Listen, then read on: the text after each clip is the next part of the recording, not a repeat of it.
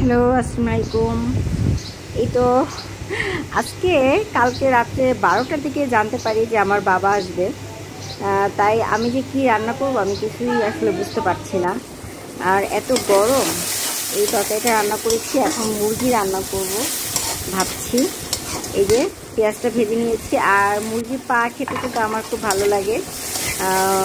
ক্যালসিয়ামের অভাব দূর হয়, যার কারণে আমি এটা খুবই পছন্দ করি।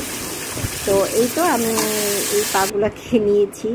আর এই যে সব মশলা, গরম মশলা, আদা বাটা, রসুন বাটা, জিরা বাটা, হলুদ, তারপর মরিচ 1 চামচের একটু বেশি করে আছে।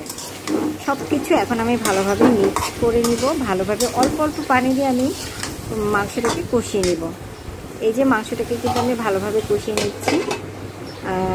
তো এই তো আমার আব্বু আসছে। আসলে আমার সংসার জীবনে আসলে আমার বাবাকে আমার কখনোই বেশি একটা ওইভাবে রান্না করে খাওয়ানো হয়নি। কারণ এর আগে যখন আমার সংসার জীবন শুরু হয়, যখন আমি একা থাকি, তখন বাবা ওইভাবে আসেনি।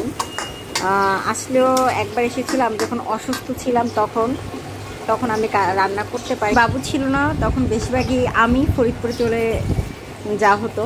তো যার কারণে আসলে, আর বাবু হওয়ার পরে তো আমি প্রায় 2 বছর রান্নাই করিনি। তো যার কারণে যখনই আসছে দেখা গেলো আম্মু আসলে আম্মু রান্না করে। লাল শাক ভাজি করেছি, পেঁপে দিয়ে ডাল রান্না করেছি, ভিডিওটা নেওয়া হয়নি। এখন হচ্ছে সন্ধ্যা 7টা বাজে, আমার আব্বু এখনও আসেনি।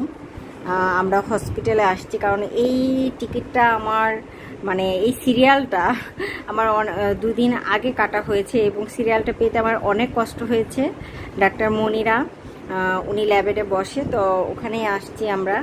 তো আব্বু এখনও আসেনি। আমার আব্বু কেমন, আমার বাসায় আসলে রাত 10টা-11টার দিকে আসবে, আবার সে সকালে চলে যেতে চাবে, বলবে আমি 8টার দিকে চলে যাব, মানে তাকে খাওয়ানো কোনো। এই তো তাহলে আজকের মতো ভিডিওটা এখানে শেষ করছি। আমার এই ভিডিওটা যদি ভালো লেগে থাকে অবশ্যই আমাকে সাবস্ক্রাইব করে আমার পাশে থাকবেন। আল্লাহ হাফেজ।